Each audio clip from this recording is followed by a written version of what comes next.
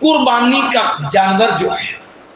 قربانی کے جانور کے لیے کائنات کے رب نے قرآن مجید میں حکم دیا، لِكُلِّ أُمَّةٍ جَعَلْنَا مَنسَكًا، لوگوں ہر امت کے اندر ہم نے ایک قربانی رکھی ہے،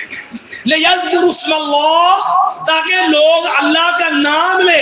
عَلَىٰ مَا رَزَقَهُم مِّن بَهِیمَةِ الْأَنْعَامِ، جو چھپائے اللہ نے ان کو عطا کر دیے۔ اب یہ بہیمۃ الانعام کیا ہے؟ اللہ تعالیٰ نے سورہ حج میں جہاں یہ حکم دیا، وہیں سورۃ الانعام کے اندر ان چوپایوں کا تذکرہ کر کے 4 قسمیں جو ہیں نر اور مادہ اللہ نے متعین کر دی، وَمِنَ الْإِبِلِ اثْنَيْنِ وَمِنَ الْبَقَرِ اثْنَيْنِ وَمِنَ الضَّأْنِ اثْنَيْنِ وَمِنَ الْمَعْزِ اثْنَيْنِ، لوگوں اونٹ نر اور مادہ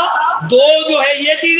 اسی طرح گائے نر اور مادہ، پھر اسی طرح جو ہے گائے کے بعد جو ہے بھیڑ جو ہے نر اور مادہ، چھترا جو ہے وہ دمبا نر اور مادہ، پھر اسی طرح بکری بکرا نر اور مادہ، یہ 8 جانور ہے جو بہیمۃ الانعام ہے۔ یہی بات امام المفسرین امام ابن جریر طبری رحمۃ اللہ علیہ تفسیر طبری کے اندر یہ بات لکھی ہے کہ عربوں کے ہاں انعام سے مراد جو ہے یہ 4 جانور جو ہیں وہ مراد لیے جاتے ہیں۔ یہی بات جو ہے نواز صدیق الحسن خان نے ترجمہ القرآن کے اندر بھی لکھی ہے، یہی بات علامہ شوقانی رحمۃ اللہ علیہ نے جو ہے یہی بات جو ہے فتح القدیر کے اندر لکھی ہے، یہی بات علامہ جو ہے ابن قیم رحمۃ اللہ علیہ نے زاد المعاد کے اندر لکھی ہے کہ جب جو یہی بات امام قرطبی رحمۃ اللہ علیہ نے تفسیر قرطبی میں ذکر کی ہے کہ عربوں کے ہاں جو ہے بہیمۃ الانعام سے یہ 4 جانور جو ہے وہ ان کے ہاں مراد ہوتے ہیں۔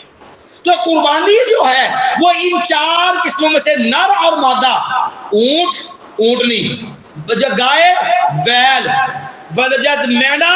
بھیڑ دمبا یا دمبی، اور بکرا اور بکری، یہ نر مادہ 8 قسمیں ہیں۔ یاد ہے کہ ان 8 قسموں کے علاوہ کسی قسم کے جانور کی قربانی شریعت کے اندر ثابت نہیں، مشروع نہیں۔ یہاں پر ہمارے ہاں ایک اور مارکۃ الارا مسئلہ آ جاتا ہے، اور وہ ہے بھینس کی قربانی کا مسئلہ ہے۔ یاد رکھیے یہ بھینس جسے عربی کے اندر جاموس کہا جاتا ہے، جہاں تک بھینس کی قربانی کا معاملہ ہے اس کے اندر اختلاف کی اصل وجہ یہ ہے یہ عرب کا جانور نہیں ہے، یہ جانور فارس کا ہے۔ اس لیے وہ اہل علم جو اس بات کے قائلین ہیں کہ گائے کے ساتھ بھینس جو ہے یہ گائے کے حکم میں ہے، لہذا بھینس کی قربانی درست ہے، ان اہل علم کا سارا استدلال اس بات پہ ہے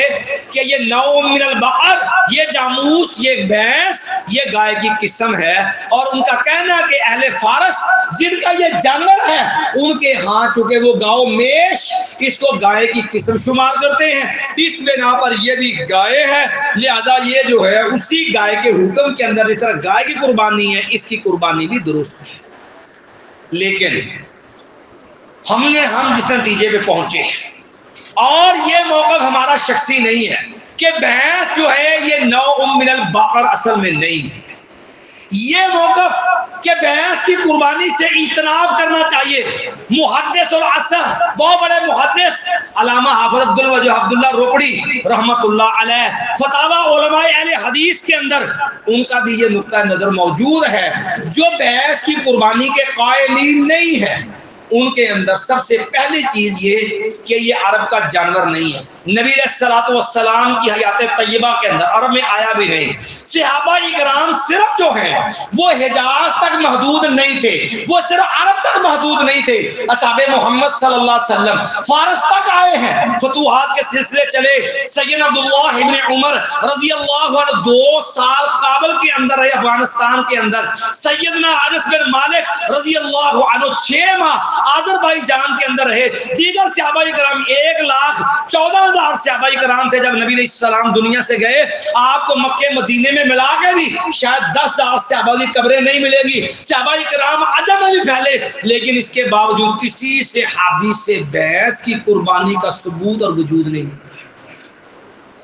اس مسئلے کے اندر آپ ایک اور اینگل سے پہلو سے دیکھ لیں، ہمارے قرب جو ہمارے پڑوس کے اندر اور اس سے قبل مصری تہذیب کے اندر بت پرستی اور گاؤ پرستی مشترک ہے. اللہ نے قرآن میں حکم دیا ان اللہ یأمرکم ان تذبحوا بقرہ. یہ ہندو جتنا بھی ہے یہ باطل مذہبوں میں سب سے قدیم مذہب ہے، لیکن جتنا بھی یہ لوگ ہیں یہ گائے کو اپنی ماں مانتے ہیں، اس کو اپنا دیوتا مانتے ہیں، لیکن اس کے باوجود ان کے ہاں یہ بھینس ماں نہیں ہے.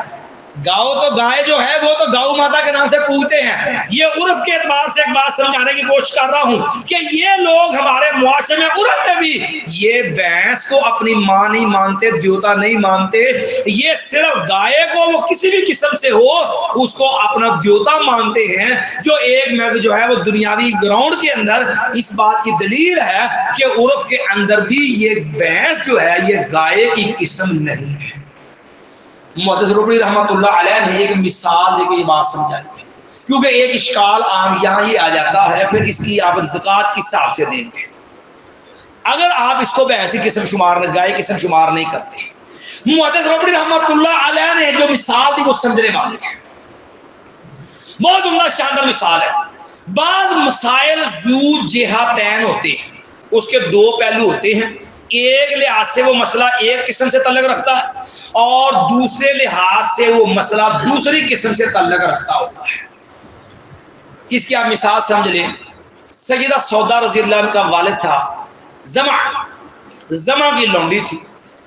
زما کی لونڈی سے ایک لڑکا پیدا ہوا تھا. جب مکہ فتح ہوا سعد بن ابی وقاص رضی اللہ تعالی عنہ نے زما کی لونڈی سے جو زما کا بیٹا تھا نا اس کو بات سے پکڑ لیا کہ میرا بھائی ہے، یہ میرا بھائی ہے. اور دوسرے زما کا بیٹا تھا اس نے کہا یہ میرا بھائی ہے. ولد علی فراش ابی، یہ تو میرے باپ کے بستر میں پیدا ہوا ہے، آپ کا بھائی کیسے ہو گیا بھائی؟ جھگڑا رسول اللہ صلی اللہ علیہ وسلم کے پاس چلا گیا. سعد نے کہا میرے بھائی نے مجھے وصیت کی تھی کہ یہ لونڈی جو اس کے میرے ساتھ تعلقات رہے ہیں، اس سے جو بچہ پیدا ہوا میرا ہے.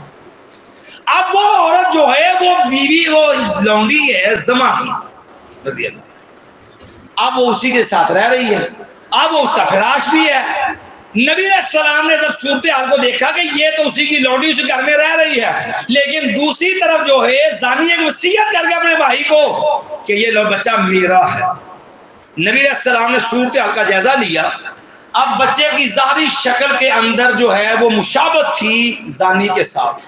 لیکن دلیل کوئی نہیں کہ یہ بچہ زانی کا. اب ظاہری مشابہت ضرور ہے لیکن کوئی واضح نہ کوئی گواہ موجود ہے نہ زنانیہ کا اعتراف ہے. ثبوت زنا کے لیے جو ذرائع ہے کوئی بھی نہیں ہے.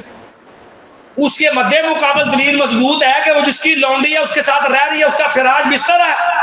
تو نبی علیہ السلام نے فرمایا الولد للفراش وللآخر الحجر، یاد رکھو بچہ اس کا ہے جس کے بستر پہ پیدا ہوا ہے اور زانی کو پتھر لگیں گے. اب اس کا تقاضا ہے کہ وہ بچہ زما کا ہے، سیدہ سودا رضی اللہ کا بھائی بنتا ہے، لیکن ظاہری مشابہت اس کی زانی کے ساتھ ہے. اب جو ہے ایک لحاظ سے وہ زانی سے ملتا ہے، شکل صورت دیکھتے ہیں، اگر قانون دیکھتے ہیں تو اس کا تعلق زما کے ساتھ ہے. اب دو پہلو ہیں اس کے، ایک شکل کے اعتبار سے ایک قانون کے اعتبار سے. قانونی اعتبار سے بچہ زما کا ہے، شکل کے اعتبار سے مشابہت زانی کے ساتھ ہے. نبی علیہ السلام نے قانون کے مطابق فیصلہ کر دیا الولد للفراش وللآخر الحجر، بچہ تو جو ہے بستر والے کا ہے لیکن احتیاط آپ نے یہ رکھی. فرمایا کہ دیکھ، فرمایا سودا یا سودا تو احتجبی عنہ، اپنی بیوی سودا ام المؤمنین سیدہ سودا رضی اللہ عنہ سے فرمایا سودا رضی اللہ عنہ اس سے تو نے پردہ کرنا ہے. اب دیکھو کہ حقیقی بھائی ہو تو پردہ نہیں ہوتا بھائی سے، لیکن چونکہ اس کی مشابہت جو ہے ایک لحاظ سے وہ زانی کے ساتھ ہے تو احتیاط بھی احمد یہ ہے کہ احتیاط کے پیچھے اسے پردہ بھی کروایا ہے. اسی صورت میں گائے بھینس کا معاملہ ہے کہ اس کے اندر زکوٰۃ کے اندر احتیاط یہ ہے کہ اس کو جو ہے وہ گائے کے اوپر گائے کے ساتھ ملائیں گے اور قربانی میں احتیاط یہ ہے کہ اس سے اجتناب کیا جائے، اس سے بچا جائے، کیونکہ دا ما یریبک الی ما لا یریبک، مشکوک چھوڑ کے وہ اختیار کیا جو شک شبے سے پاک ہے۔ اس لیے ہماری جو تحقیق ہے، ہمارے متقدمین میں سے جو ہے اکابر میں سے جو ہے عبداللہ مدروبی رحمۃ اللہ علیہ اور دیگر بہت سارے اہل محدث نوبوری رحمۃ اللہ علیہ اور بھی بہت سارے کبار اسی بات کے قائلین ہیں کہ یہ بھینس کی قربانی اس سے اجتناب کیا جائے۔ باقی کسی کو کسی اور کے فتوے اعتماد ہے تو ہم کسی پہ زبردستی جبر نہیں کر سکتے، لیکن دلیل کی روح سے جو بات ہمارے سامنے واضح تھی وہ ہم نے آپ کے سامنے رکھی۔